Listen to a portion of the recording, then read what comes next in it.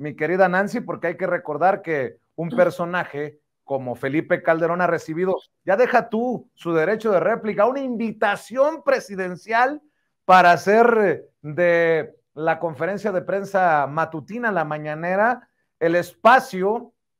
que necesite para aclarar o para explicar relaciones y datos sobre Genaro García Luna y el gobierno de Felipe Calderón, solo como ejemplo. Y para agregar a esto que estás mencionando, estoy revisando del Consejo Nacional de Litigio Estratégico que el 7 de junio pasado, hace apenas unos días,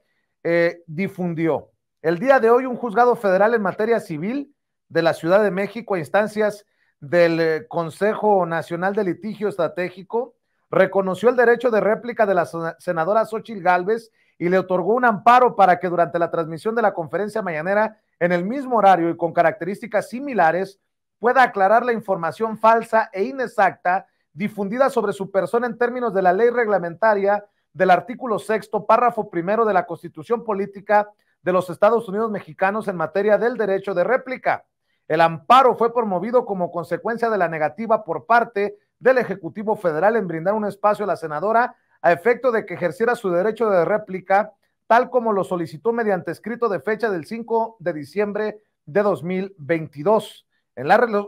la resolución, el juez de distrito reconoció que la ley reglamentaria del artículo 6º, párrafo 1 de la Constitución Política de los Estados Unidos Mexicanos en materia de derecho de réplica sí prevé un mecanismo que garantiza el ejercicio de ese derecho frente a autoridades como el presidente de la República cuando difunde información falsa o inexacta y sea responsable del contenido original y por tanto debe considerarse sujeto obligado. Con esto, mi querida Nancy, pues entiendo que el juez ya también definió que lo que haya dicho el presidente Andrés Manuel López Obrador es falso.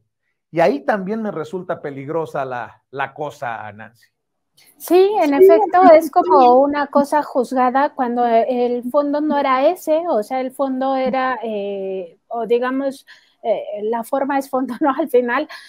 pero el tema era, pues primero, aceptar que en una conferencia hay derecho de réplica.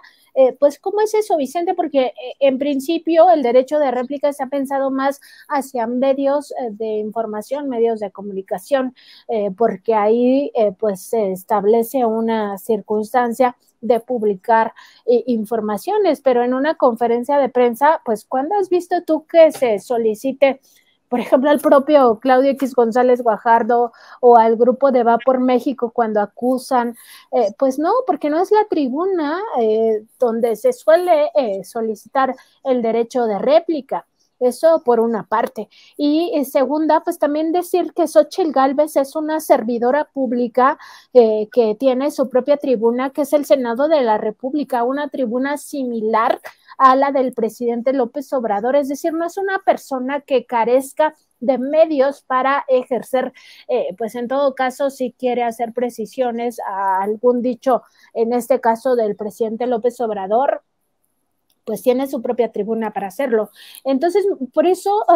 llama la atención y parece más show que otra cosa, pero en el fondo también está esta parte que tú dices, o sea, esto que no se debía de estar litigando, si realmente es verdad o no, o con qué elementos el juez determina que lo que se dijo ahí es falso. Eso tendría que explicarlo el juzgador, pero si te das cuenta, en el propio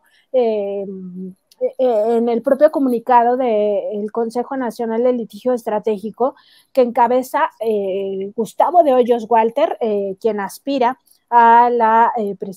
candidatura del bloque conservador hacia la presidencia de la República. En esta también está involucrado Claudio X González Guajardo y además Fernando Gómez Montt Urueta, el exsecretario de Gobernación de Felipe Calderón, al momento en el que en la Secretaría de Seguridad Pública estaba Genaro García Luna al frente, con negocios ya muy establecidos con el cártel de Sinaloa, y este exsecretario pues nunca se dio cuenta, pero bueno, ahí está mi paréntesis. Pero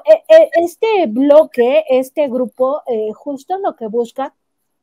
es meter este tipo de ruido y al mismo tiempo garantizar opacidad de quién está